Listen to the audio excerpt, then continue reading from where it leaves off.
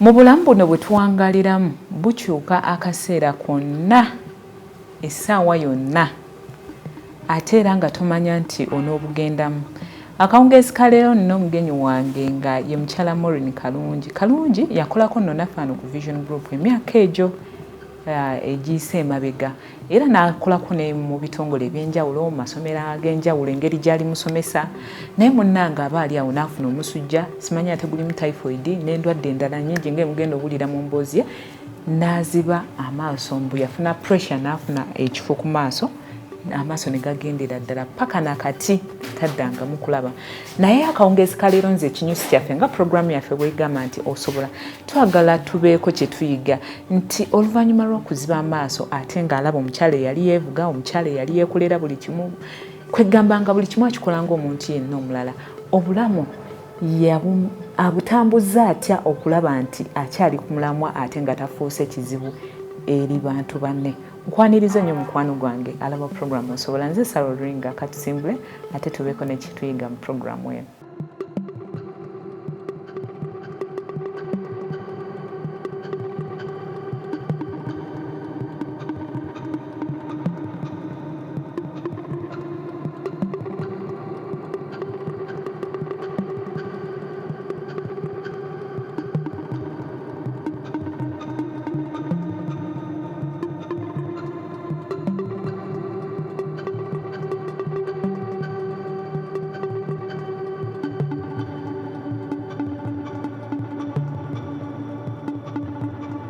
Okay, Maureen nsanyuse nnyo okulaba ate weebale tufisiza kadde. Amina nnyabo. Omu ku bagenyi abatini benjogera nabo ku simu nga sinnabasisinkana naye already munda muli ne mpulira nga bali so happy. Amina mukwano. Essanyu eryo kikula kyo oba? Yes, nsinyizo ganti nno kikula kyange naye ate Katonda yanteekako essanyu lino. Amiina. Nsabuuze ku bakulaba bawulira amannya go gy'owangaalira Maureen yaani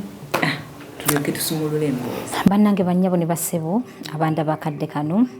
nsanyuse nnyo okuba nga mulikuwuliriza puroguramu yaffe eno. Erinnya nze Maureen Nakalanda Kalungi nga mpangaalira mukono essaawa zino era gye mbeera. Emikono eno najjayo okuva 2015 paka olunaku olwaleero gye giringa emyaka 10 n'okusoba nga ndi wano. Munnange nali mukyala mufumbo naye kyenva ngamba nti nali kubanga omwami Katonda yamuyita naye nga nali mukyala mufumbo era twafumbiriganwa mu mwezi gw'omunaana 2011 eddeeti nga ya 13 naye munnange 2021 mu mwezi gwa April ng'era 13 omwami Katonda yamutwalira naye we yamutwalira twalina abaana babiri omuwala n'omulenzi kale okuva olwo paka olunaku olwaleero ndi nzekka n'abaana. Omuntu wakulaba eyo ayinza okwebuuza ye naye Maureen gwe bakyaziza mu puroguramu yaffe osobola bulemu ki bw'alina kati abalabe baffe njagala obategeeze bulemu ki bw'olina ku mubiri? Obulemu bw'olina ku mubiri gwange ndi mukyala kati atalaba naye ng'obutalaba buno ye nnyabo before nali ndaba ye nnyabo era nga n'okusoma nnyabo nasoma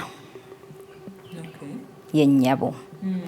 era nemaliza bulungi okusoma nenfuuka omusomesa omutendeke e Makerere University era nenkola nako emirimu nga ndaba bulungi nnyo. Kale kino ekyobutalaba kyajja buzzi nga ndi muntu mukulu. Kati emirimu gye nakola nasomesa yes nasomesa bwe namala okusomesa nengerako mu kitongole ekimu kiri eyo Muyenga nali front desk manager era bwe nveeyo Muyenga bali bakiyita IICS Technologies era eyo gye nava nenkolerako ku Vision Group nga front desk manager bakubassa nawo wakolawo ye nnyebo nawo nakolerawo saakolawo nakola emyezi nga 6 nakola emyezi nga 6 eyo yali 2014 mu mwezi gwa July era nenvayo mu mwezi gwa 10 waliwo yali annyambyeko nga ngenda kukwasaganyako emisomo emirala naye mba ndiyo nkyakwasaganyako emisomo emirala mu 2015 era nenfuna omukisa ogw'okubeera omukulu w'essomero. Awo wonna ndaba ye nnyabo. Kati okuziba amaaso yali 2017 ndwala omusujja. Nali ndowooza omusujja mutonotono si gw'amaanyi nnyo kuba nze siri mukazi mulwaze. Kati nali mmanyi bya bulijjo omutwetwetwe kasujjasujja bigenda kgenda. Kumbe ndowooza kyali kijjidde ddala. So ntandika medication yange bantreatinga naye nga ndaba siwona. Bankeberera nga balaba nina typhoid. So mu mbeera eyo y'okundaba nti nina typhoid wentandikira okulaba ng'olufuufufu ku maaso naye nga simanyi ki. Kati awo kale ebiseera ebyo abaana baali bato. Sokoleke otugambye bakusangamu omusujja ate ne typhoid. Kati mu kumpa medication eyo nekira kyenzijukira awo olubuto ne lunnuma nnyo era okugenda mu scan nga baŋŋamba era nyina ulcers era eyo treatment n'ebandala. Kati nefuna treatment 3 omulundi gumu. Kati mu mbeera eyo wentandikira okulaba olufu era omusawo naŋŋamba ekyo bakiyita blood vision. Saakifaako nnyo kuba amaaso go gali tegannuma. Kati era ekyo nekiraga nti obutafaayo ku kintu ekikutuuseko si kirungi. Kati munaye mba ndi wano nga mukwano gwange ajja ndabako obulwadde aŋŋamba olwini ye lwaki tuwona biki nga ŋŋamba tugendeko mu ddwaliro kiki naye tuba tugenda mu ddwaliro mugamba naye onkubuulireko kano kale si kamaanyi nnyo naye awo we nategeererwa obuzibu bwe nnina. Tuba tufuluma ne mugamba kankuvuge mukoko mu mmotoka yo yange nagikoowa. Kati mba muvuga nandaba nga nzira nnyo ku side ya right. Naŋŋamba Maureen yimirira. Naŋŋamba touch your right eye. Era bwe nakola bwendi lino nga lyabivaako dda. Era kye yakola ne tukoma wano ewaka ne tuwambala ne tudduka mu ddwaliro. Era okunkebera nga baŋŋamba lino lijja kutereera era bampaka eye drop kanusu kasanvu. Naye mu mbeera eyo nerigendera ddala nga ndaba olufu. Kati amalwaliro gonna ge nagendangamu nga buli kaseera bampa kintu kirala era gye byaggwera nga baŋŋamba pressure y'amaaso egakubye. Then gye byaggwera eddwaliro lye nasemba okugendamu ne baŋŋamba retina zaayonooneka. Lwakuba kinsinga okwewuunya siraba nzikiza mbonzikiza completely naye kala gye ndaba yabire kati ng'emisana kati ebire byendaba naye ate ekiro mba ndaba enzikiza naye ate sisobola kulaba muntu bankwatako ku mukono ano mba nfiiringa oba linnyiridde. Tewatuuka ekiseera n'olowoozaamu nti lyandibanga ddogo? Nte saagala kirowooza kubanga nkuze eyo sayidi sigirowoozaako kuba mba sirina kyenkoze nga bwento bwendowooza. Naye nga of course mama wange ebiseera ebyo ng'akyali mulamu baakimugamba omwana bakoze bwe bati naye era yasigala tugezaako mu malwaliro.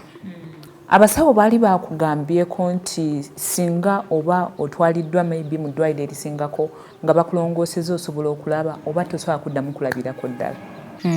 Abasawo baŋŋamba retina tezirina solution kubanga mama wange yatuuka n'obabuuza ne bwe tugenda India ne bamugamba ne bw'onoogenda wa tewali solution. Kati nga ggwe owulira otya ng'omusawo awo akaseera akagambye nti nabwe kityo togenda kuddamu kuwulira, muli enyiika eyo wawulira otya era ogivaamu otya okusobola okwekkiririzaamu? Kati Madam Sarah yali nnaku nnyo nti kubaawo wonna mu kutambula mu malwaliro nali ndaba muko kalayiti akatonotono ng'omuntu bw'anakuba mu tooki ng'akalayiti onkalabalamuko naye wezawera 31st 2018 enkeera nga fast kuba nasaba ekiro nga omanyi okusaba kw'ekiro okwo naye nga ku TV ndaba buno obulinga obuceereceere nga ye layiti gye nnengera. Kati okuzuka nga lumu saddamu kulaba 2018 paka olunaku olwaleero naye nga tetukisuubira tetukikkiriza naye ne kibaawo paka naye depression yali yamanyi nnyo in that ebiseera bino bisibeera na wano mamange yantwala empigi n'embeera eyo nga neno saagala kukomawo nga kwegema nkuba obufaananyi bagenda kuba bantunuulidde nze sibalaba nga ngamba ngenda kuddamu kukozesa simu yange sigenda kuddamu kuvuga mmotoka yange kale ebyo byonna byajja sigenda kuddamu kukola abaana bange sigenda kuddamu balabako ebiseera ebyo omwami yali mulamu ebiseera yali akyaliwo yese yennyabo wanga omwami afa 21 ate nze nfuna obuzibu buno ke 2017 okuva August yawo nga ndi mulwadde awo paka 2018 amaaso we gagendera ddala yennyabo kati nga ndaba buli gwe ngambako ekintu ankola kyankola olw'okuba si kyamulaba kati ng'entondo nnyingi okwekubagiza kungi nnyo nentuukako ne time madamu saawa nga n'okunaaba saawa kunaaba nga ndaba there is lwaki naaba nga ngamba sirina ndaba nagyendaga kale bwentyo omulabi wange alaba program osobola nkyalina omugenyi wange Maureen Kalungi ngenda kubeera nga nkuumuza mu katini nnyo ddala ate bwe tukomawo njagala olwo tutuukire ku kinyusi kya programu eno wekisinga obukulu nti ebyo byonna yadde ng'abiyiseemu asobodde atya okwebeezaawo okyali nange Sarolinga kampumulemu katini nkomawo tuvaawo era guno omuggo guyamba nnyo ewantu ng'omanyiiwo kuba kati bw'oba tomanyiiwo oba ojja kukoona buli kintu yennyabo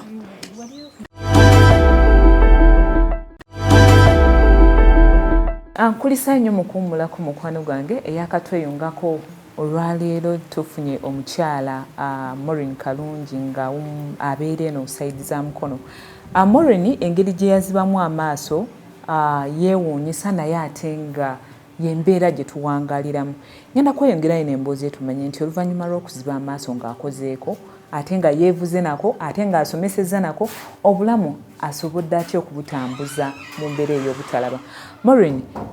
kati nkomyewo gy'oli otunnyonnyodde wali abasawo bagambye tebijja soboka otandika otya okwekkiririzaamu ogamba nti kati omanyi nzikiriza kambeeko kyenkola kuba kati omwami agenze ate olina okwerabirira n'abaana abantu abakulu emikwano emitonotono wamu ne maama ng'akyaliwo ebiseera ebyo kuba naye kati mukama yamutwala 2024 may her soul rest in peace kati ne baŋŋamba nkomewo eno nkomewo nsange munnange kuba ye yali wano nga muleseewo yekka ne baŋŋamba nkomewo musange naye nga saagala naye ng'ate nnyina okukomawo kuba eno gye ndali best ennyo ate ng'olina okukomawo olabirira omwami ng'ebyo byonna sikyayagala saagala nakumanya exact nga saagala ng'era mbeera muno mu nnyumba ku kaliri n'ennyo olwo radio olwo ntandise n'owuliza radio kuba nze siraali muntu wa radio ntandise ogiwulira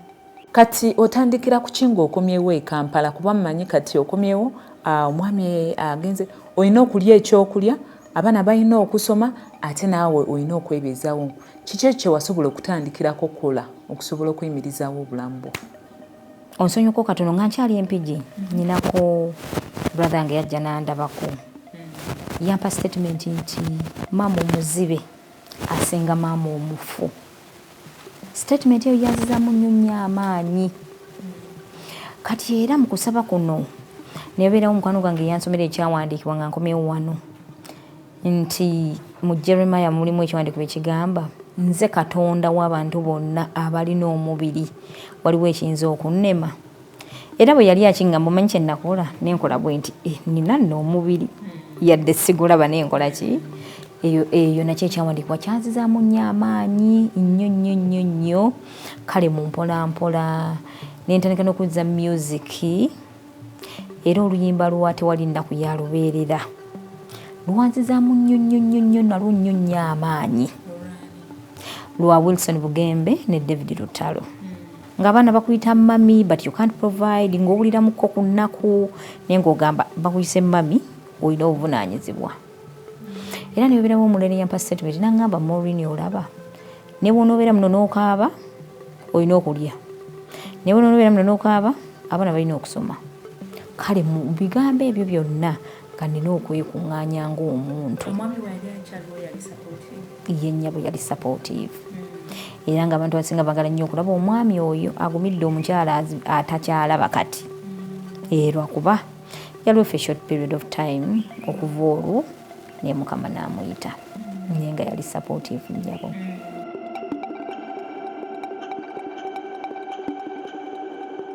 ng'era bwegga nti nali musomesa naye mabega wange eyo nakola tukola dadizi tukola chapati ebintu bwe bityo nga sinnaziba maaso nga ndaba bulungi kati ne mu covid awo ne mbikolaakolayo mu mpolampola ngera awo siraba mu covid wonna kati nentandika mpolampola naye ng'era jjukira otandise mpolampola tolina capital naye ng'olina okugenda mu maaso nina okulaga abaana nti nno nkola ki nsobola okufumbafunirayo ku kyokulya nentandika ng'okanda daddies mpolampola era newaka wano nga bwe mulabyewo nalundirawo ku nkoko naye nga bwe mulabyewo nti si waggale munange obukoko ne babubba kati obubbo ne buyimiriramu kati right now ndi ku daddies ezo lwakuba zitambula kitono olwa capital oyo banfulumya kitono ate era nentandikanga okunoonya ebitongole by'abantu abaliko obulemu ntegeere kyeki era nenfuna n'omukwano gwange nantwala ekireka nensoma computer ne braille njiga okukozesa gadgets ezo ez'abantu abatalaba nemu okukaluubiriza abantu nkubiraako wano nyambaako wano kuba luli nalina kasimu kamapeesa nga keekanyambako mu ebyo niye wonna nebaza Katonda nti nakiyitamu kati olw'okuba skills ezo Mukama yansobozesa nenzifuna nentandika okunoonya ebitongole bwenyinza okufuna omulimu era mu mbeera eyo Mukama bwe yannyambira nefuna ekitongole kiri Kisoga eyo nemba nga volunteer olw'okuba nabalaga nti nsobola kati nabo bakyangesesa nenga for now byebyo byendi mu kukola siinayo nnyo kirala nnyo kyamaanyi gyebyo byenkola kati. Kati daddies ezo zeziwerera abaana ndabanga gwe mulimu gwokka kati gwoyimiriddeko. Daddies size eziwerera abaana naye ninako abantu abatonotono abankwasizaako naye nga bwogambye nti nabo batuuka ne bakoowa nejjukira because gwe ng'omuntu oba okiwulira kale kwegamba nga weetagayoko extra support eyo eri sustainable kuba nze nga nze omuntu nsobola okukola ebintu bingi naye obusobozi obwo obunyambo bikola kati nga olabye waka wano nina plani y'okuteekawo obuyumba obulala 2 abo bapangisa then n'okubawo ebiyumba by'enkoko kuba space njirina kati ng'ebyo obwongo buŋŋamba bwemba ebyo mbifunye nsobola abaana okukola ki obbalabirira yes nga Mukama nkwatiddeko ye nnyabo. Maureen, akulaba oyinza kumuwa magezi ki kubanga wali abali eyo nga bakatuuka mu nyeeke gye walimu ng'okyali ne maama empigi ate waliwo omuzadde ali eyo nga yalina omwana talaba alaba nga future yaggwawo omuntu oyo akulaba kati ku Bukedde TV oyinza kumuwa magezi ki naye okusobola okwekkiririzaamu amanye nti kisoboka. Kati obubaka bwempa omulabi waffe n'omuwuliriza waffe nze ekyannyamba nga nze abantu abanneetoolodde kubanga bakubuulira ebigambo bingi naye nga gwe omuntu gw'olina okukiwuliriza ne weesalirawo gwe ng'omuntu ate n'ekirala okuwuliriza radios ez'enjawulo n'owulirizako talk shows ng'ezo nakyo kikuyamba ng'omuntu ate n'ekirala gwe nga gwe okwevaamu kuba nze neevaamu bwevi ne ŋŋamba nina okufuluma ennyumba eno kubanga omukisa tegulina kunsanga wentudde nyina okufuluma ngera waliwo enkugambye nti natandika okunoonya organizations ez'abantu abaliko obulemu naye nga bwe nkuwuddisa statement eyo nga buli we nakyogeranga nga ŋŋamba ebyaddala kati ndiko obulemu kati n'okukkiriza ky'oli buli w'obeeramu nga tokikkiriza ekyakutuukako kyova olaba ogwa bw'osituka bw'ogwa bw'osituka kuba oba ogamba sikiri naye ng'ate kyekiriwo kati nze nasaba Mukama nannyamba nantwalako fiye eri nti ndi bwenti zino essaawa nenkikkiriza kyendi ate sikiwa nnyo birowoozo nze okujjukira nti siraba mba nfuluma awo wabweru naye bwe mba nyina byenkola byenkwasaganya kuba sirina kyesitakola buli kimu nkikola nga ndi mu nnyumba ye nnyabo nga ndi mu nnyumba yange ate ne bwe sitaba na muntu wano era nyina omuggo gwange nguyita white cane baguyita white cane nenze nguyitira na benzi kuba bwe mba nagwo sisobola kulemera kutuuka gye ndaga benzi eganye tugende benzi benzi erina olumu byetakola ne bwambawo nzekka at least nguwanika and I shout I call on a person gwe mpulidde nannyambako ekintu kye siryerabira abantu abambereddewo mu mbeera eno sisobola kubeerabira kuba bankoze obulungi obutagambika kubanga embeera gye ndimu kuba kati guno omwaka ntambuza gwa mwenda nga siraba ssaawa zino mpeebwa buweebwa omuntu okuba nga bakuwa emyaka egyo gyonna kintu kinene nnyo nze seetwala nga atalaba nze obwongo wange bwonna buŋŋamba nkola ki bwonna buŋŋamba ndaba kyekyo kye neeteekamu muyita ne mbwa jangu jangu naye bw'oyambadde kati bwe mulaba mumukwatako bwadde konze simanyi oyambadde kambini jangu wano n'omulenzi bwe nti bwenkola bwe mukwatako nga kapale kali tayiga ogenda okaggyemu komawo wano nkulabe bwe ntyo. Mukwano gwange alaba program osobola